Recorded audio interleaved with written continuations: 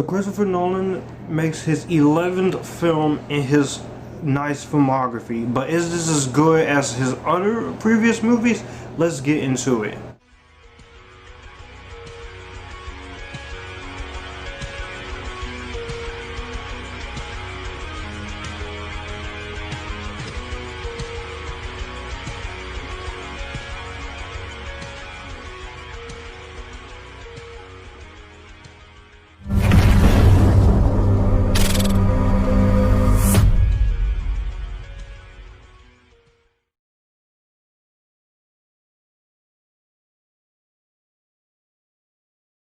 What's going on, guys? This is your boy Joshua, aka Future Filmmaker 3940 Reviews, where I talk movies, TV, and music, and I'm here to give you guys my early review of Tenet. There will be no spoilers, of course. That is a fair disclaimer, because I want you guys to go and see this and get the best experience possible without me having to give anything spoiler heavy. So before I get into my review of Tenet, be sure to hit the subscribe button, be sure to like, comment, and share this video. Hit the subscribe button and get the notification bell to know when newest videos or live streams are posted in such a premiere, as well as post in my community tab. Otherwise, you might not get any notifications to any new videos, live streams, and community posts. And also, I want to thank you all guys for watching the channel today. So with that being said, let's get into my thoughts on Tenet. This was honestly my most anticipated movie of this was one of my most anticipated movies of 2020. It was supposed to come out back in July, but then all the crazy stuff happened, the world gone topsy-turvy with this pandemic, and then it was going to come out this month on August, but it got pushed back.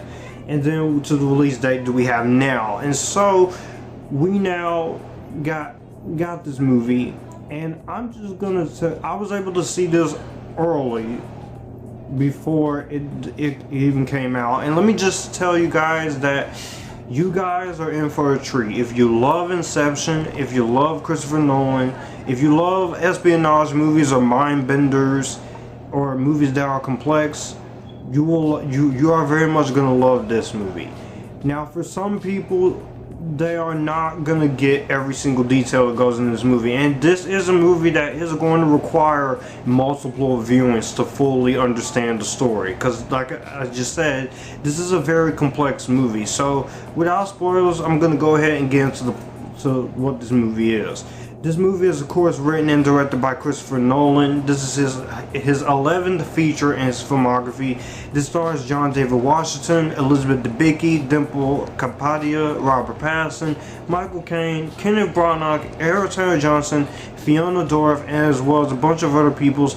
And in this movie, armed with only one word, Tenet, and fighting for the survival of the entire world, a protagonist journeys through a twilight world of international espionage on a mission that will unfold into something beyond real time.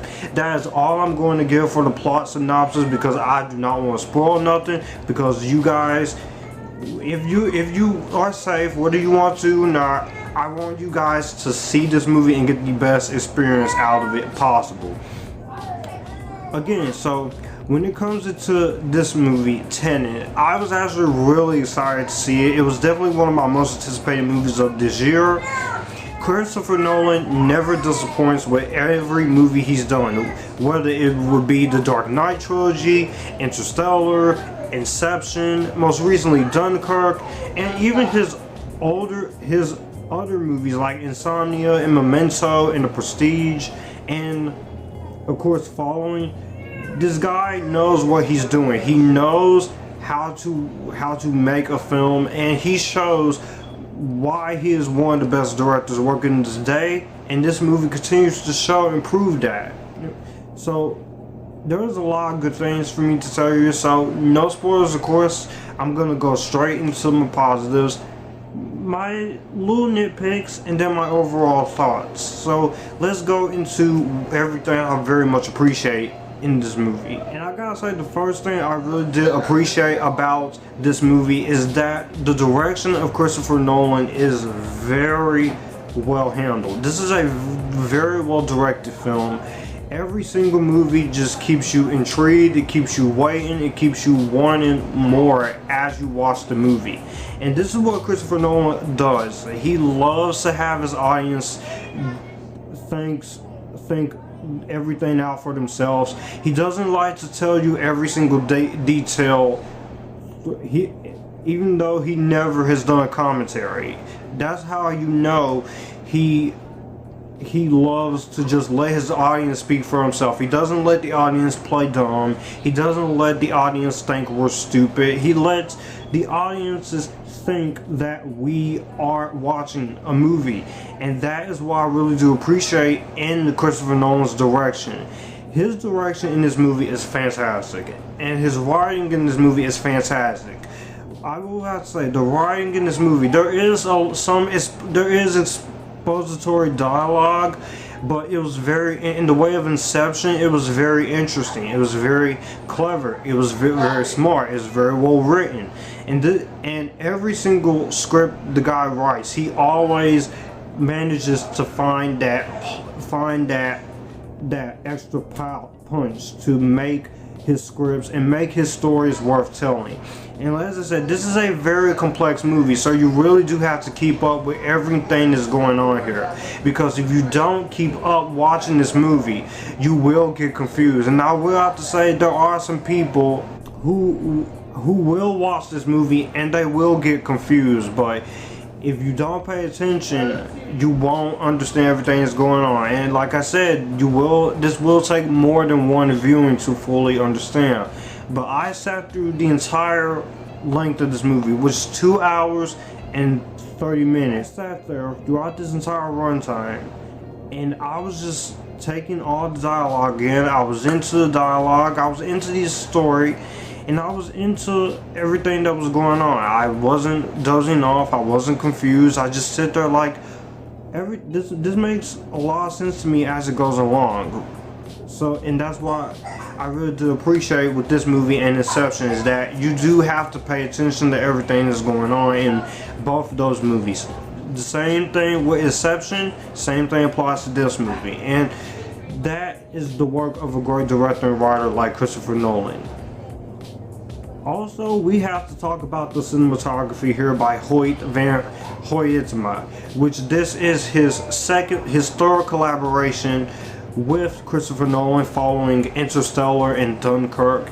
And the cinematography in this movie is amazing. This is a very well shot, a very well lit film.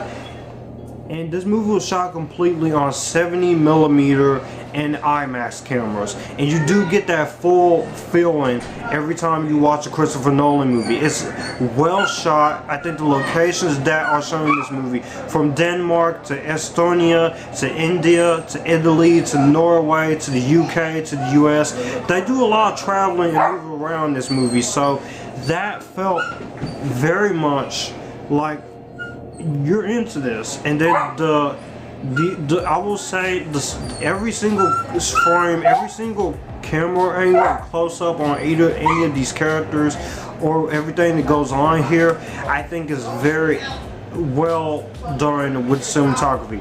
And if this movie does not get nominated next year for the Oscars for best cinematography, then there is something wrong with the Oscars, because the Oscars, you have, honestly, Christopher Nolan Christopher Nolan movie should have been nominated when The Dark Knight came out. That's all I gotta tell you. But again, this cinematography does not get nominated. I don't know what to say, because there is some damn good cinematography in this movie. Next up, when it comes to Tenet, we do have to talk about the action scenes in this movie before I even go to the music, because the action scenes in this movie are extremely epictastically shot. They're directed well. Nolan is not a big fan of CGI. He has said this before, and it does apply here. Everything is in focus. All the stunt work is completely focused. Everything that this movie has to do, because this movie does kind of do some reversing things a bit, where some things will be in reverse, because the movie is basically all over the place, basically a mind-bending movie.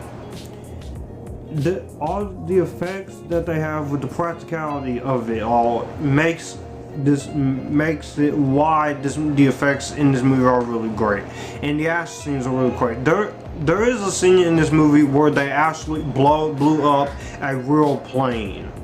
They actually blew up a real plane here. I'm not even gonna say where it is, but when you see that, you gotta see it to believe it. And they actually purchased a Boeing 747, and instead of using miniatures and visual effects, I think going for real, Nolan does this very well, and I wish future directors and more directors, you can have your CGI miniatures, but sometimes it's okay to do certain things for real. And that's what I very much like about Christopher Nolan, is that, and also the time inversion is really great in this movie with the backwards and forward mobility. I like that, and that was really entertaining. I think that I got a kick out of that too. As I said, I'm not gonna go too in depth with the story, but I was intrigued. But let's get into the music in this movie by Ludwig Göransson. The music by Ludwig Göransson, usually Nolan's frequent collaborator Hans Zimmer would be doing a Nolan movie, but he couldn't do this because he was committed to doing the 2020 film Dune, which was directed by Denis Villeneuve. And Ludwig Göransson, this feels very much like Hans Zimmer music, except it's Ludwig Göransson. I love Ludwig Göransson's music. I love his music in Black Panther. I love his music in the Creed movies. His score for Venom was one of the few good things I actually liked in that movie, besides Tom Hardy and some of the action and stuff. But the score by Ludwig Göransson had me on the edge of my seat, and it had me intrigued for the most part. However, there was one little problem with the score, and I'll get back into that. But before I go into it, I want to go into the performances a little bit too. John David Washington, great up-and-coming actor, the son of Denzel Washington. He was great in Black Klansman, and seeing him as the lead in this movie, I think he is great here. I think he does an amazing job with the performance that he's given. You don't get to know his name or know much about him, but I do very much think that he really sold it in this movie. He is physical when he needs to. He has great action scenes. He has some great banter with Robert Pattinson's character, and I very much enjoyed his performance. Also, I have nothing bad to say about Robert Pattinson in this movie either. Pattinson is a great actor when he's given good material, and he continues to show why he's no longer that Twilight vampire boy that people still call him out to be, even especially after the Batman trailer has been released. And Robert Pattinson, he does a fantastic job in this movie. I think he's great. He's not the villain, which I'll get into who's the villain. Also, Elizabeth Debicki, she's the heart and soul of the movie. You get to know a lot about her, and you do get to know more about her than you do the protagonist. I'm not saying John David Washington is bad, I just wanted to know a lot more of his goal. But the one thing you do know about him is that he's basically tasked with the job of stopping World War III. Again, no spoilers, but obviously Elizabeth Debicki, she plays the estranged wife of Kenneth Branagh, and I gotta say, she does a really great job. I've loved this actress ever since Guardians of the Galaxy Volume 2 and The Man from U.N.C.L.E., and I gotta say, she was a joy to watch in this movie. Other cast members, including Michael Caine and Aaron Taylor Johnson and Dimple Kapadia and Himesh Patel and Fiona Dourif, all the rest of the cast in this movie were really great too. I think they all really did a great job here, and you could tell that Christopher Nolan, he knows what he wants to do. He made, this is basically a spy movie, an espionage spy movie with some James Bond and a little bit of Inception in there, and some quantum physics and time. I like that. I like what they were going for. I liked it. I thought it was very cool. I thought it was very awesome, and I thought it was really, really cool. And just, again, the practicality of the action scenes, of course, had me sitting there like, how the F can he pull this off and make it so badass? Everything looks real. It doesn't look fake. All the fight scenes are for real. Great fight choreography. The way they're edited. And this is edited by Jennifer Lane, which this is not edited by Lee Smith. So another collaborator not doing this. But I gotta say, the editing in this movie is great. I love the editing in this movie. I think the editing is very well handled here. And from every single action scene that is in this movie, I'm sitting there, and the way this movie is edited for the entire 2 hour and 30 minutes, I was intrigued. Every Christopher Nolan movie, I'm always intrigued. And as I said, there is so much going on in this movie, so again, I will have to repeat myself here, because this is a complex movie. It's a lot going on. If you're not paying attention, you're not going to understand a lot that's going on. And like I said, again, this will require more than one watch to fully understand everything that's going on, because there are going to be some people who were confused. I guess the only few nitpicks I would have is, one nitpick I would have to say is the score is good, but there were times, just like with Interstellar, that some of the music did drown some of the dialogue in some areas of the movie. And I wish Nolan, he wouldn't do that so much. I know he did this with Interstellar.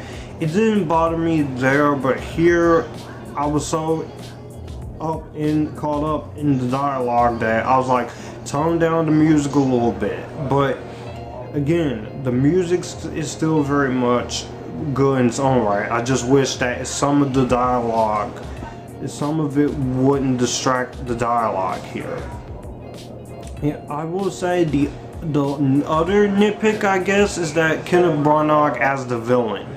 He's not bad in the movie. He is great, by the way. Great actor, great director. Artemis Fowl was not his fault. But he is hamming it up a little bit as the villain, but it's not as bad as he was in West Side Story. I mean, not West Side Story, Wild Wild West. He's actually a pretty entertaining villain that is very much enjoyable to see. He's Russian oligarch who communes with the future, and his character, he's hamming it up. He's having fun. So that's what I only have to say. And the fact that this was an idea that took Nolan, conceived the idea for this movie over 20 years and the last decade. I gotta give mad respect to Christopher Nolan. I have to give him mad respect. But it's just those two nitpicks that keeps this movie from being a Spider-Verse seal of approval. But other than that, everything else was great. I think the direction was great, the cinematography is great, the score is amazing, the action scenes are phenomenal.